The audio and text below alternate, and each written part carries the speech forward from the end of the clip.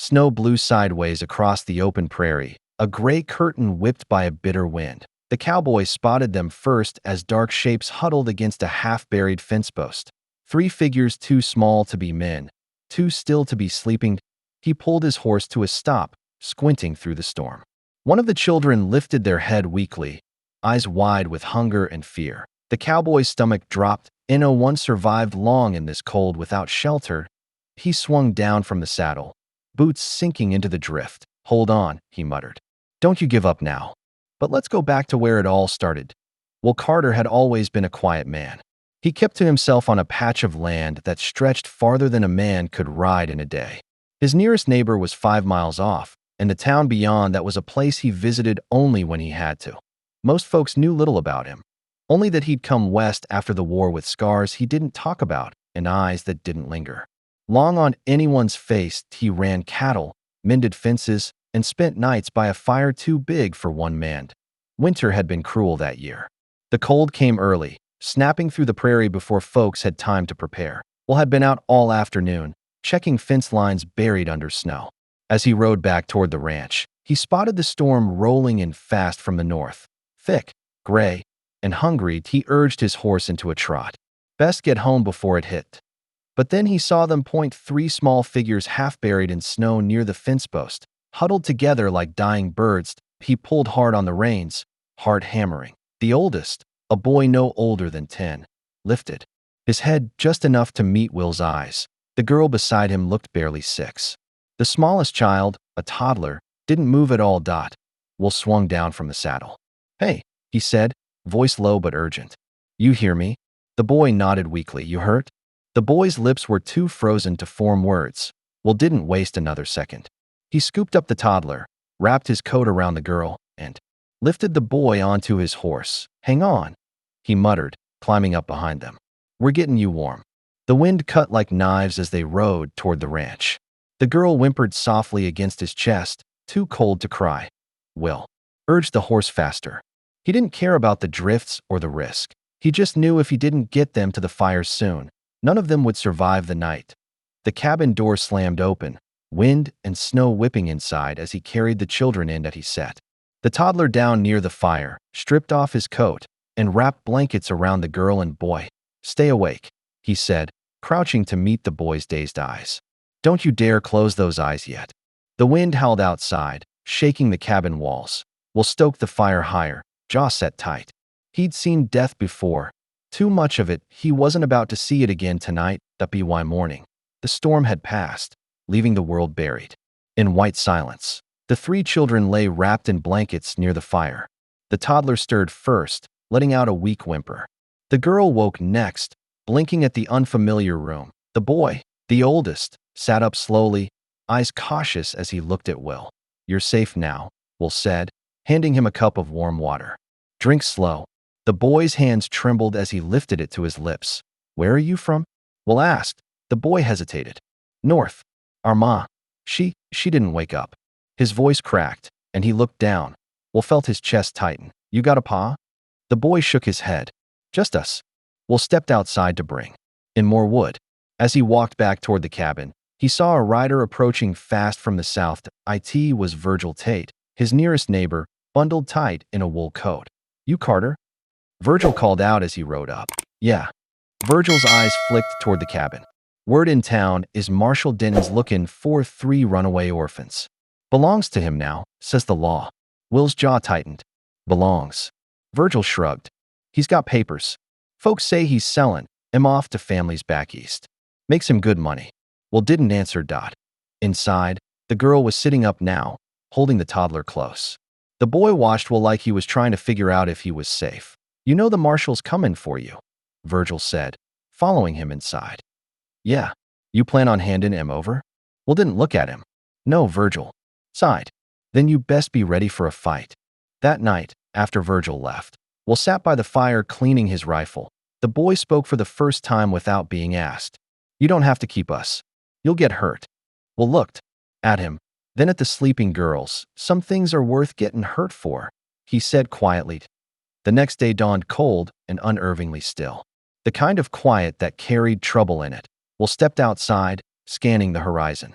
In the distance, Faint black specks moved slowly across the white expanse.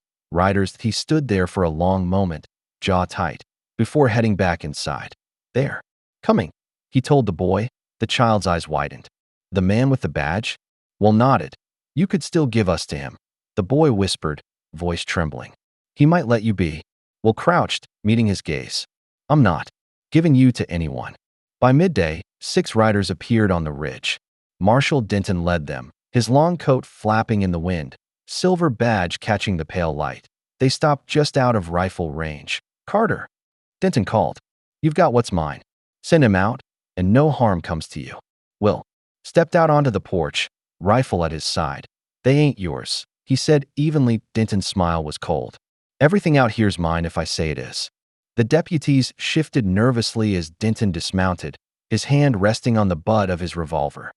You really think you can stand against the law?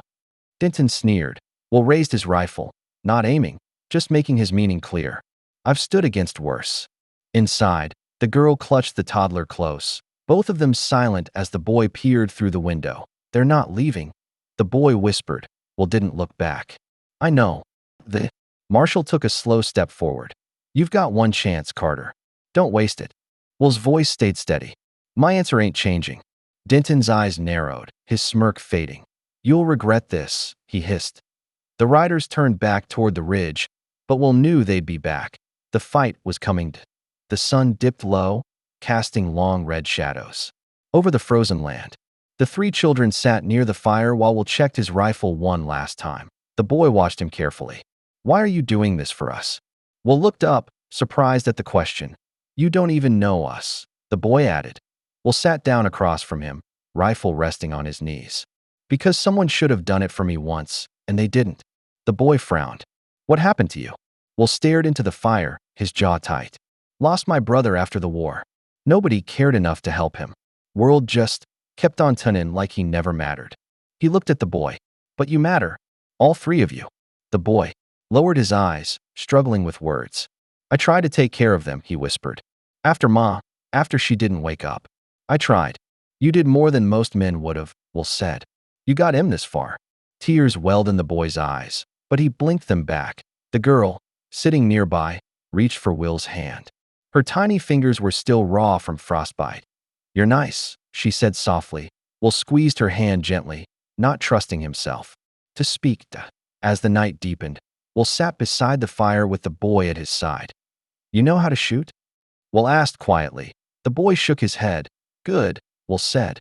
You don't need to know that yet. Hours passed. The children finally fell asleep, curled up under blankets. Will remained awake, staring into the flames. The boy stirred once and whispered, half asleep. Will? Yeah. If we die. Thanks for trying. Will's throat tightened. Ain't nobody dying tonight, he said softly. Outside, the glow of campfires appeared on the ridge. Will stood, picking up his rifle. His face was calm, steady, like a man who had already chosen. He walked to the door, looked back once at the sleeping children, then stepped outside.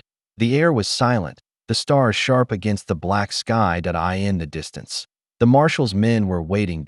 The night air was brittle and sharp, each breath cutting like glass.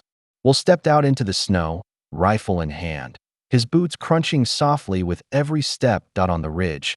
The marshal's men mounted up, their silhouettes backlit by the glow of the fire behind them. Denton sat tall in his saddle, his silver badge glinting like ice. You had your chance, Carter, Denton called. Now you're gonna die for 3 brats that don't even belong to you. Will leveled his rifle, but didn't fire. His voice carried steady across the cold night. They ain't yours either. The marshal dismounted slowly, hand on his revolver. His deputies spread out, rifles raised but hesitating. Will's heart beat steady, like it always had before trouble came. You think you're some kind of hero?